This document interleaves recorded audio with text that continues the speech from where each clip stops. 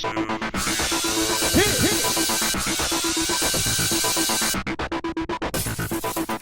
everybody, welcome to another recap of So You Think You Could Dance. Last week, Ariana and Brandon were cut from the show.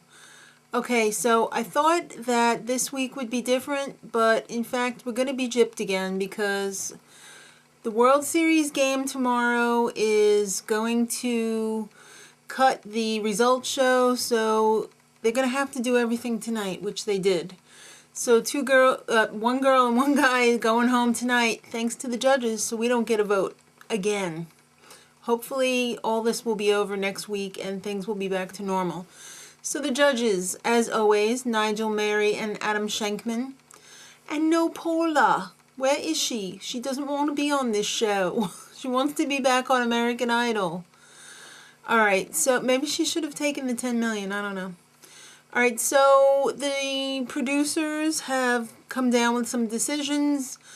Billy Bell, who had to quit because he had mono, can rejoin the top 100 in Vegas next year. And Brandon, who was on the show for a total of like 5 minutes last week, can reapply.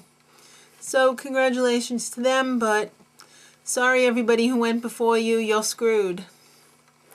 Alright, so up first was Noelle and Russell, and if you remember from last week, Noelle had an injury, but she's back. She's all healed. They did a Jamal Sims hip-hop. I guess he's a new choreographer. They danced to Move, Shake, Drop, the remix. DJ Laz, Flo Rida, and Ashleigh. Alright, the dancing was pretty tight, except for her flip. And I could have done without the props, though, because it seemed like really distracting. I mean, they could have made it seem like a tennis match without the rackets. They seemed to be having some trouble with them, and it was really taken away from the entire dance. So, I'm not a big fan of the tennis rackets. Ashleigh and Jakob were up next.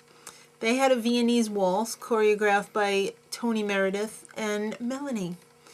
They danced to Etta James' version of It Last. Thank you for the Etta James version and not the Beyonce version. I much prefer Etta James for that song anyway. Alright, so yeah, it's no secret that he's great. The judges aren't going to be talking smack about him, even though it was a little awkward on both their parts. The judges were like kissing her butt too, and you know what? She's coming off a little bit phony to me. Something about her, I just can't quite put my finger on it. It's phony. I don't know. Maybe I'm imagining things. Bianca and Victor were up next with their Broadway routine choreographed by Tyce Diorio. Maybe God is trying to tell you something from The Color Purple. I have to agree with the judges. It was okay. I had high expectations for this for some reason, but it just didn't go where it should have gone. I mean, they should have been up there insane. Have you seen those churches that they were trying to imitate? Those people go crazy because they're worshiping God. And I'm sorry, they just did it halfway. Mollee and Nathan up next. This is like the dream power couple. And guess what they pulled out of the hat? Bollywood. Nakul, Dev, Mahajan. And they danced to Azeem, Shaan, Shahenshah. Probably not. But that was from Jadha Akbar, the soundtrack. They totally lucked out. Every single Bollywood routine that has been on the show has been amazing. So, yeah, the odds were in their favor. Yeah, I'm not saying that they're not great, because they're both really talented. But it was a good number, but it was a lucky pick. Alright, Channing and Philip were up next. They did a Samba choreographed by Meredith and Melanie. I mean, does Meredith and Melanie like have the largest percentage of choreographed numbers on each show? It's crazy. They're working like crazy dogs. Alright, so they danced to Maracatu Funk, the Samba squad. I thought it was pretty well danced, except for the awkward tricks. I mean, some of the tricks really seemed like, I have to lift her. I mean, I guess Philip's not used to dancing with a partner and having to like throw people around and everything, so it seems so awkward. And toward the end, they were like running out of steam, so it was just not a good situation. All right, Karen and Kevin were up next with a hip-hop number choreographed by Tabitha and Napoleon. They danced to Ice Cream Paint Job by Dorrough. It was smoking hot. She was smoking hot. They had great chemistry. It was pretty much perfection. Wasn't my favorite, but it was close. The next number was my favorite. Kathryn and Legacy. They did a contemporary by Stacey Tookey. This girl is like amazing. Too bad they couldn't get her for the American show because permanently. She has choreographed some amazing numbers. They danced to Two Steps Away by Patti LaBelle. They put in a total rock solid performance. It was emotional.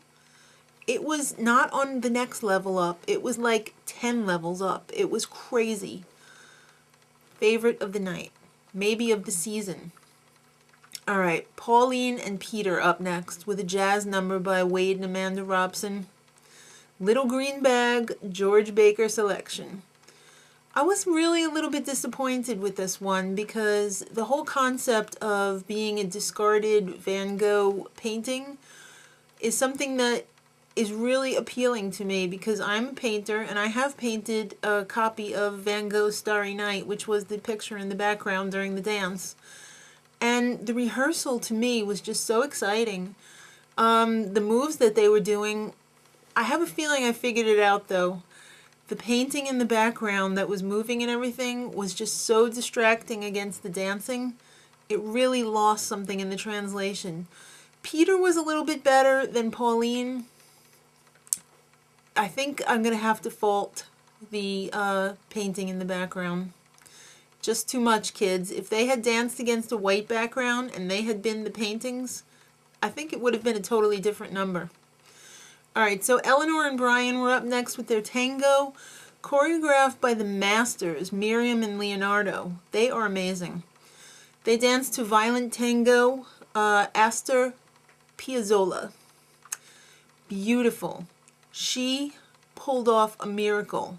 Her heel was stuck in the back of her dress for like almost half the dance, and they still made it look amazing. So definitely kudos to Eleanor and Brian. I have a feeling they're definitely not going home. Oh wait, the bottom four. Let's see what's going on. Noelle, Philip, Victor, and Bianca. Sorry kids, you're all going to have to perform solos because 2 of you are going home. Alright, so Noelle danced to For a Reason by Zayn. It was a really good solo. She left it all out on the dance floor. Victor danced to Navras by from the Matrix Revolutions. It was a really good solo. Bianca, Tootsie Roll by 69 Boys. And Philip, Almost Like Being in Love by Nat King Cole. Now, the tap, I love tap, don't get me wrong. I don't think the solos can just hold up in that short amount of time against the other dance styles. So that is a huge disadvantage. So, sure enough, when it was time to make the cuts, it wasn't unanimous, but Bianca was cut. They didn't like her solo. Don't they say every week it's like, well, we don't go by the solos, we go by like the entire body of work that you've done. Well, this week they went by the solos. And then they just told Philip he was cut with like no explanation except for like, we feel so bad, those 2 tappers gone in one night. Thanks, that's a great explanation. All right, next time, it's going to be the top 16. Till then, much love.